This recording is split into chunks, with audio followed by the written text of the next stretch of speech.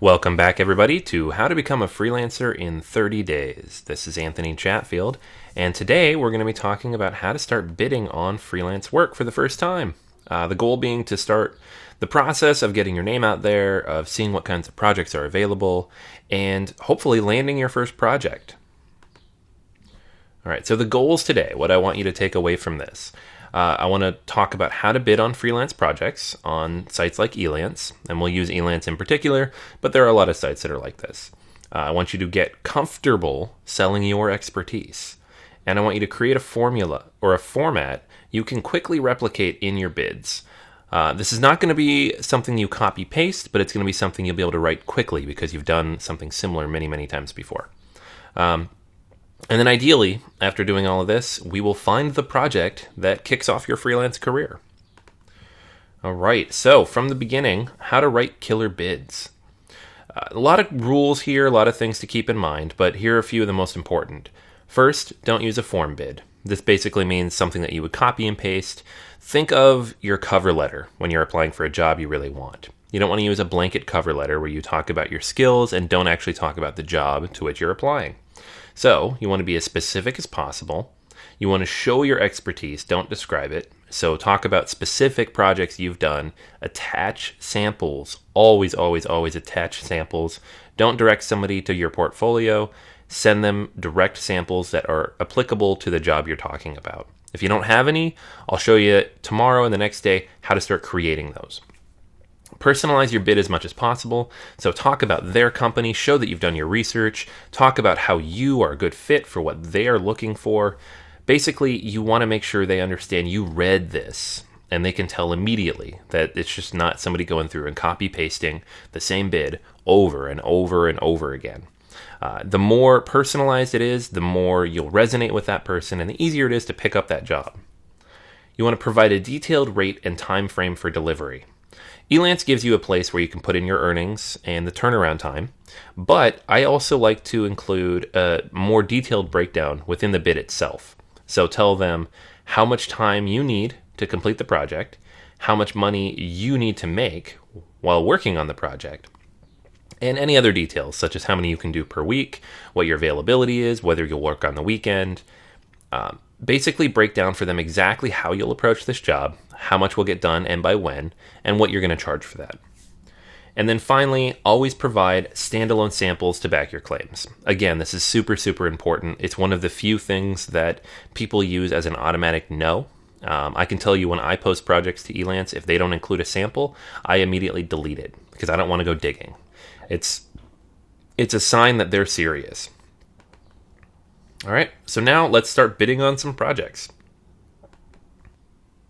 All right, so let's talk about how success rates might change over time. There are a lot of things to keep in mind here. For example, in my first year doing this, I landed about 10% of the projects I bid on. For me, there was two reasons for that. First, it was a lack of understanding of what I should be bidding on. Second, however, it was not quite having that reputation yet. People don't know who I am. They haven't seen the work I've done. I don't have a portfolio necessarily for that particular type of project. This is something that'll change with time.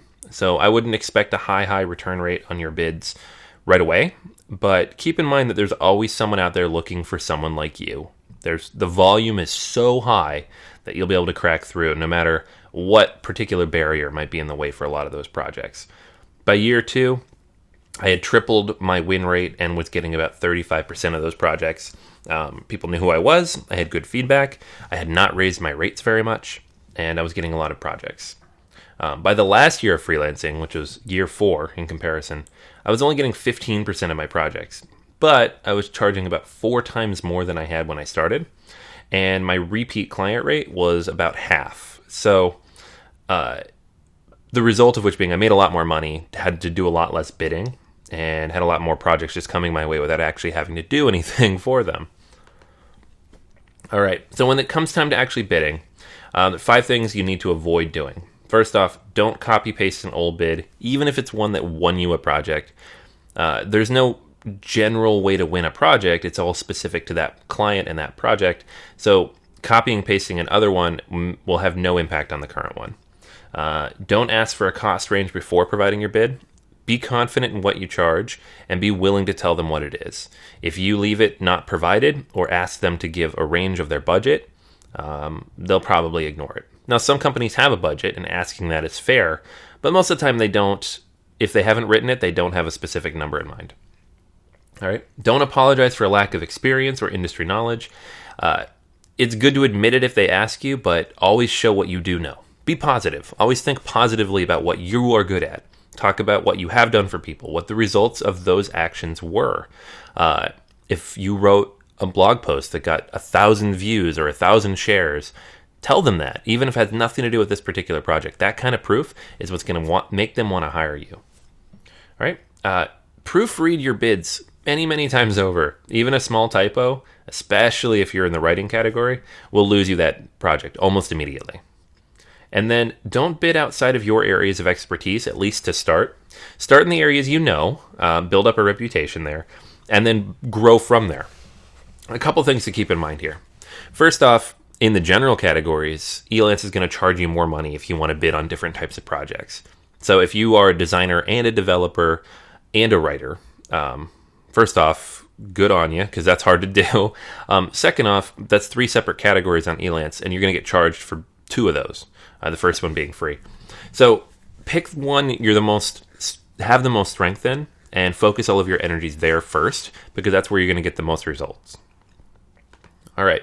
So to wrap up today, I want you to go to Elance or Odesk or whatever you signed up for and bid on at least 5 projects. Whether you feel you're a good fit for them or not, just start to get the feel for it, see how much time it takes, see what you have to create for them, and then don't worry about if you get the project or not. Just get in there and start bidding. Take notes of how each bid goes and what you needed to provide. And then at the end, too, you can mark whether or not you got feedback. A lot of the times you won't land a project even if the client contacts you and asks questions, but them asking you questions means you've been shortlisted, and it's worth taking a note of because it means that bid worked.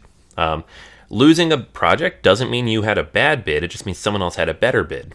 So again, think positively. Think that you got closer and you can learn from that experience. Create a spreadsheet of those bids with the dates and the amounts so that you can go back and track it. And then make a note of the types of projects you skip when bidding. This is going to help you narrow down the field significantly in the future when you bid.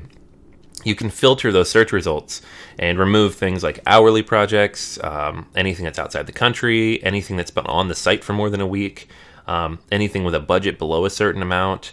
There's a lot of ways to filter projects out. So if you start paying attention now to what you do want and what you don't, you can make the search a lot faster instead of having to go through all 100,000 projects every time you start looking. All right, so that's everything for today.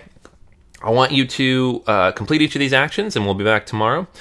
Real quick before we go, though, of course, leave a comment if you have any questions, any additional details or feedback on what we talked about today. And please rate this course and share with everybody your thoughts thus far. This is Anthony, and I will talk to you tomorrow.